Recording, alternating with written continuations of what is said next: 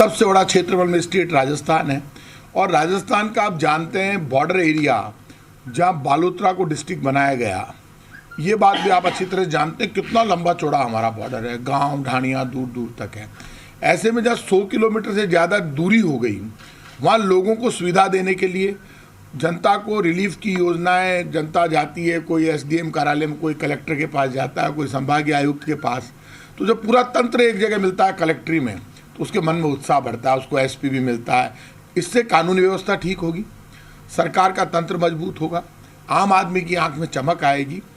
आम आदमी को लगता है कि मेरी सुविधा के लिए 19 नए जिले बनाए गए हैं, संभागीय आयुक्त बनाए गए, संभागीय नए संभाग बनाए गए हैं, 5 संभाग मुख्यालय बनाए गए हैं। तो ये जो 19 नए जिले बने हैं, इससे राजस्थान और मजबूत होगा। राजस्थान स्टेट में 50 डिस्ट्रिक्ट हो गए हैं। इसलिए ये मानकर चलना आप, ये सिर्फ राजस्थान की जनता को समर्पित है, राजस्थान की जनता की सुविधा के लिए। आम नागरिक को ये लगता है कि ये मेरी सरकार है और सरकार का हर तंत्र जनता तक आसानी से पहुंचे, इसलिए नए जिले बनाए गए हैं। एक सवाल ये भी आ रहा है कि क्या सरकार नए जिलों को बनाने का खर्चा वहन कर पाएगी, जबकि ओवरड्राफ्ट की स्थिति चल रही है, तो क्या अगली सरकार पे भार आएगा, वो भी राजस्थान सरकार पे नहीं आएगा, और अब आएगा जो भार। एक बात सुन लीजिए, अगली सरकार राजस्थान में कांग्रेस की सरकार बनेगी और ये तय बात है। सरकार हमेशा जन कल्याणकारी होती है, सरकार कभी नफे नुकसान के आधार पर नहीं चलती।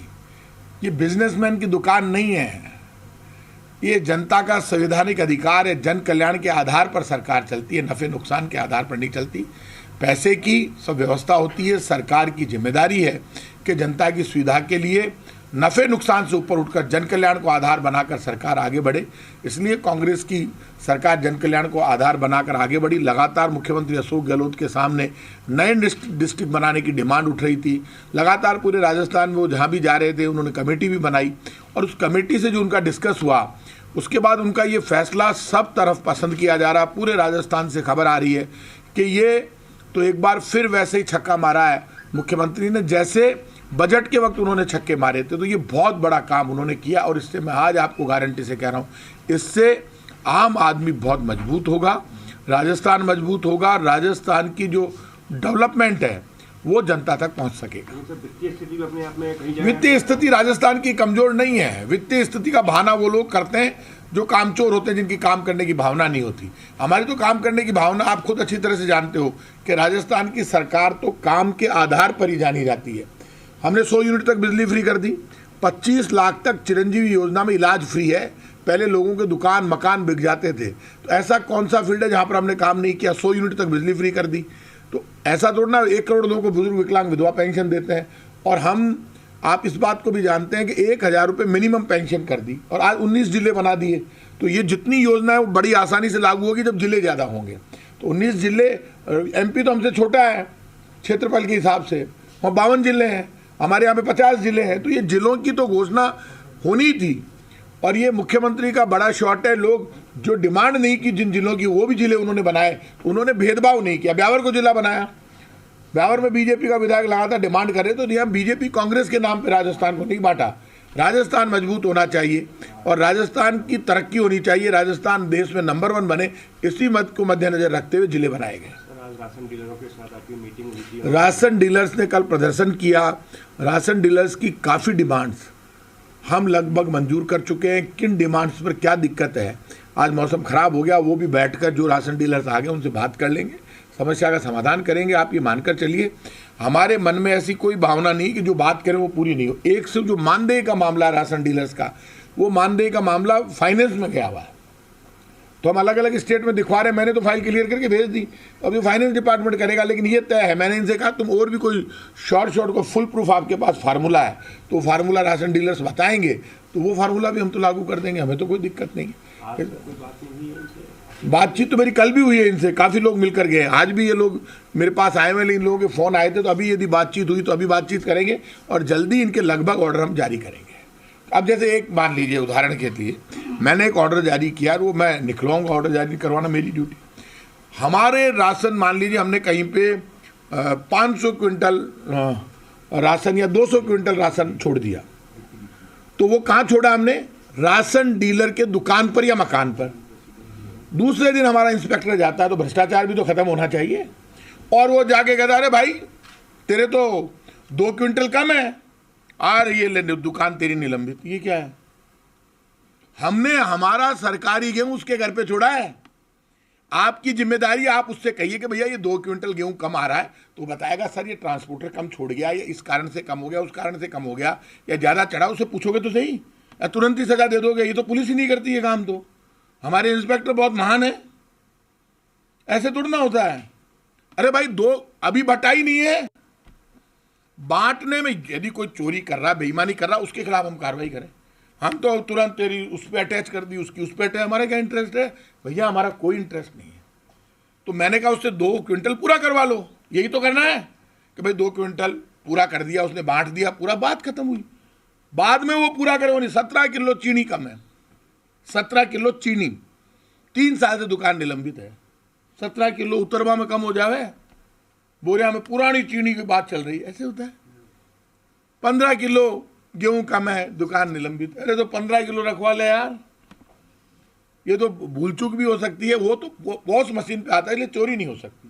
तो ये जो छोटे छोटे इश्यूज है वो तो पूरे कर दें, इसमें तो कोई टकराव ही नहीं है।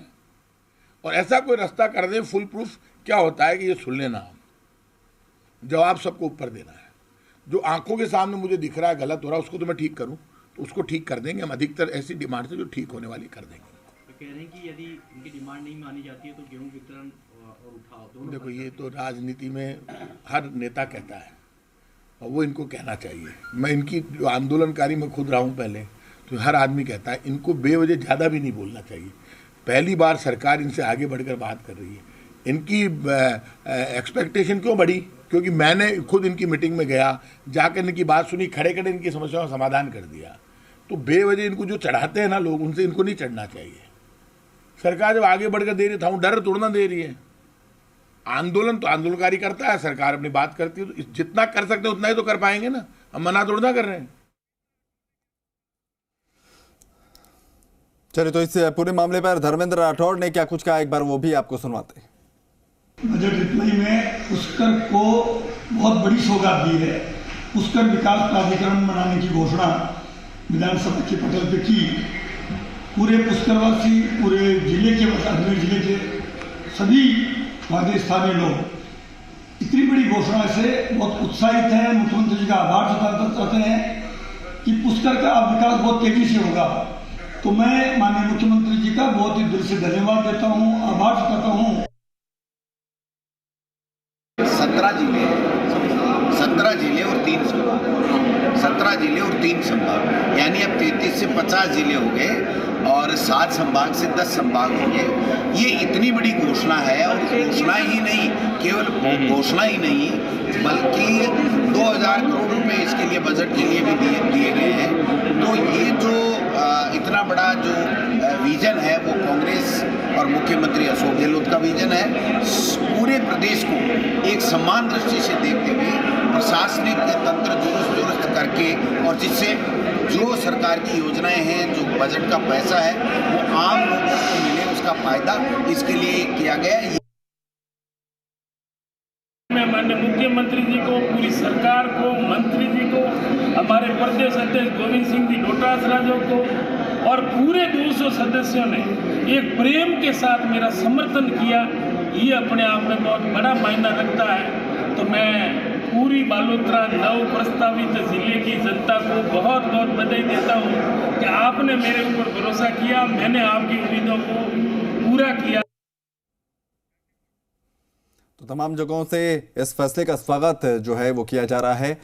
17 नए जिले, और तकनीकी तौर पर देखें तो 19 नए जिले बनाए गए, 3 नए संभाग। और इसे जहां कांग्रेस पार्टी के तमाम नेता कह रहे हैं कि ये एक बड़ा कदम है, बड़ा सिक्सर लगाया है मुख्यमंत्री अशोक गहलोत ने, तो वहीं अब इसको लेकर अलग अलग प्रतिक्रियाएं भी आ रही हैं। लेकिन इतना ज़रूर है कि राजस्थान में लगातार नए जिलों के गठन की मांग जो है वो जोर पकड़ रही थी, और माना यह जा रहा था कि जल्द ही नए जिलों की सौगात मुख्यमंत्री अशोक गहलोत दे सकते हैं, लेकिन संख्या कितनी होगी ये स्पष्ट नहीं था। तो अब ये तय हो गया कि राजस्थान में कुल 50 जिले होंगे। इससे पहले 33 जिले यहाँ पर थे। जिस तरह का क्षेत्रफल राजस्थान का है उसके मुताबिक लगातार मांगे भी उठ रही थी और ज़रूरत भी महसूस हो रही थी कि नए जिलों का गठन हो, और बिल्कुल वैसा ही करते हुए अब जिलों की संख्या 50 हो गई है राजस्थान में। आज इसके लेकर मुख्यमंत्री अशोक गहलोत ने घोषणा की है। अलग अलग मुद्दों पर उन्होंने अपनी बात रखी। ओपीएस का मामला हो या फिर ईआरसीपी का मामला हो, केंद्र सरकार को आईना भी दिखाने का काम किया। तो वहीं दूसरी तरफ नए जिलों के गठन को लेकर उन्होंने स्पष्ट किया कि ये किसी भी राजनीतिक चश्मे से देखकर ये फैसला नहीं लिया गया है, क्योंकि कई ऐसे जिले बनाए गए हैं जहां पर बीजेपी के विधायक आते हैं। शशि मोहन हमारे सहयोगी हमारे साथ जुड़ रहे हैं ज्यादा जानकारी लेके। शशि मोहन, कहा जा रहा है बड़ा सिक्सर लगाया है मुख्यमंत्री अशोक गहलोत ने। चुनावी साल में ये जो ऐलान किया गया है, किस तरीके से इसका आकलन किया जाए? क्या वाकई सियासी नफा नुकसान का भी इसमें आकलन था? क्योंकि मांगे नए जिलों की हो रही थी लेकिन संख्या 50 हो गई। देखिए, संख्या 50 हो गई है। अब से पहले की स्थिति आ रही थी, मैं भी इस संशय की स्थिति का शिकार था कि 19 घोषणा की तो 50 कैसे हुए कुल। लेकिन इसमें जयपुर और जोधपुर जो मूल जिले थे वो कम हो गए, उनके 2 टुकड़े कर दिए गए हैं। जोधपुर पूर्व और जोधपुर पश्चिम बना दिया गया है, और इसी तरीके से भी जयपुर उत्तर और दक्षिण बना दिए गए हैं। हालांकि जयपुर में 5 एसपी बैठते हैं, जिनमें ईस्ट वेस्ट नॉर्थ साउथ और एक ट्रैफिक का एसपी है, लेकिन उस हिसाब से नहीं बने गए हैं। और मोटे रूप में देखें तो 50 जिले होने के बाद एक जिले पर औसतन 4 विधानसभा क्षेत्र रह जाए, 10 संभाग रह जाएंगे, तो एक संभाग मुख्यालय में 4 से 5 जिले रह जाएंगे। और शासकीय दृष्टि से, सर्विस डिलीवरी की दृष्टि से और राजनीतिक फायदे की दृष्टि से सरकार की तरफ से ये वाकई सिक्सर कहा जा सकता है। प्रताप सिंह खाचरियावास ने इसको सही संज्ञा दी है। सरकार के नुमाइंदों, प्रशासनिक अधिकारियों के ऊपर ये होगी कि सर्विस डिलीवरी सही तरीके से पहुंचाएं, जिलों का सही तरीके से हो। और पार्टी के नुमाइंदे, जो कांग्रेस पार्टी के नुमाइंदे हैं, चाहे विधायक हैं, मंत्री हैं, जनप्रतिनिधि हैं या पार्टी के सदस्य हैं, उनके ऊपर होगी कि इन जिलों की घोषणा से जो लोगों को फायदा चाहिए या जो लोगों को एहसास होना चाहिए बदलाव का, उस एहसास से जल्द लोगों तक पहुंचाएं और चुनाव तक बरकरार रखें, तब तो सरकार इसका पॉलिटिकल माइलेज ले पाएगी। इससे पहले ये आकलन लगाया जा रहा था, आकलन किया जा रहा था कि सरकार जिलों की घोषणा तो कर सकती है, लेकिन उसकी संख्या कितनी होगी, 5 से 7 तक सीमित रख सकती है। लेकिन जिस तरीके से मंत्री राजेंद्र यादव ने कहा कि वो इस्तीफा दे देंगे, राजनीति से संन्यास ले लेंगे अगर जिले गए कोटपुतली को, तो उससे लग रहा था कि कुछ संकेत है राजेंद्र यादव। और जो हमको पता लगा है, तकरीबन 2 दिन पहले मुख्यमंत्री ने अधिकांश प्रमुख नेताओं को जो जिलों से ताल्लुक है उनको थोड़ा हिंट दे दिया था कि आपके यहाँ जिला बन सकता है, घोषणा हो सकती है। पीसीसी चीफ गोविंद सिंह डोटासरा ने भी कल अपनी बाइट में इसके लिए शायद यह बात कही थी कि मुख्यमंत्री जब वादा करते हैं, उनसे कुछ मांगा जाता है तो वो देते भी हैं। चलिए, वायदा करते हैं तो निभाते हैं, और उसी वायदे के मुताबिक जो है जिलों के नए जिले बनाए गए हैं। लेकिन संख्या जो है वो कहीं ना कहीं दिलचस्प है कि अब कुल 50 हो गए हैं। जैसा हमारे सहयोगी बता रहे थे कि आकलन ऐसा था कि 4 से 5 नए जिले हो सकते हैं, लेकिन अब 17 नए जिले। शुक्रिया शशि मोहन जानकारी के लिए।